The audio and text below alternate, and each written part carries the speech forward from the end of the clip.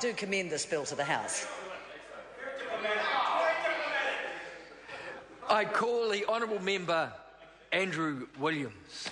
Thank you, Mr Speaker. You're welcome. Take a call on behalf of New Zealand First for the Waitaki District Council Reserves and Other Land Empowering Bill. And, Mr Speaker, our party will certainly be opposing this bill for some of the reasons given by the Speaker from the Greens, but also for a number of other reasons. We have no issue with the two pieces of land in terms of the Palmerston Showgrounds and the other section in terms of formalising those long-standing relationships with the occupants and transferring the title so that it cleans up what has been an anomaly on those two properties for a very long time. But we do have issue with the land at Forrester Heights and Lookout Point. Mr Speaker, just because there is some doubt about the true status of this land, whether it was reserved land or reserved for endowment land, does not mean that this land should actually be taken away from public ownership and turned into a subdivision.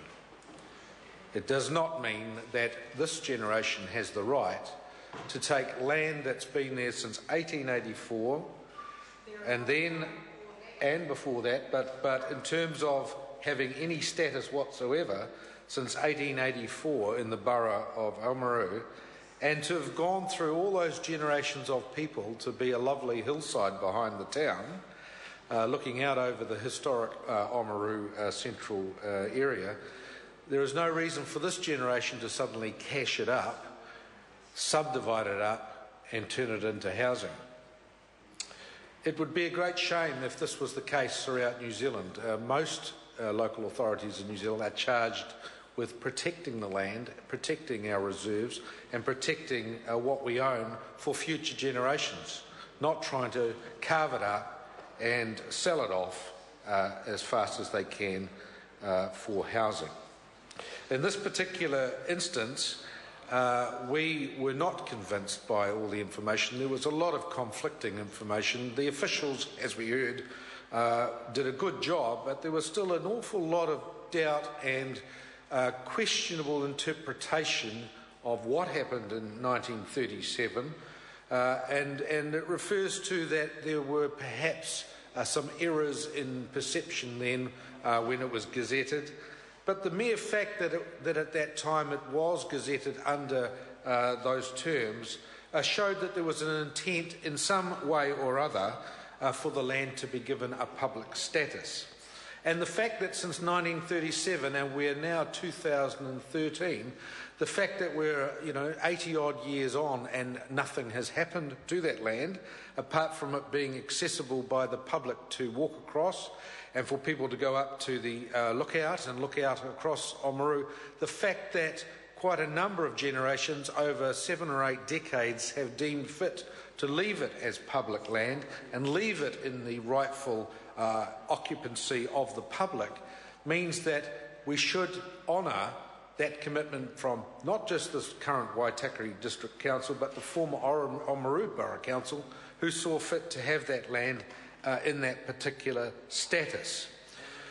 We ourselves have also spoken with many of the locals in Oamaru, and one of our councillors, not councillors, well, he was a former Canterbury, Christchurch City councillor, Dennis O'Rourke, but one of our MPs visited Oamaru and spoke extensively with some of the locals there.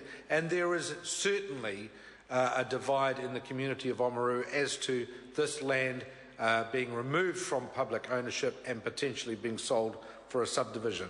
There is sufficient concern in the Oamaru area and by a significant number of people in that area that this should certainly go to wider consultation.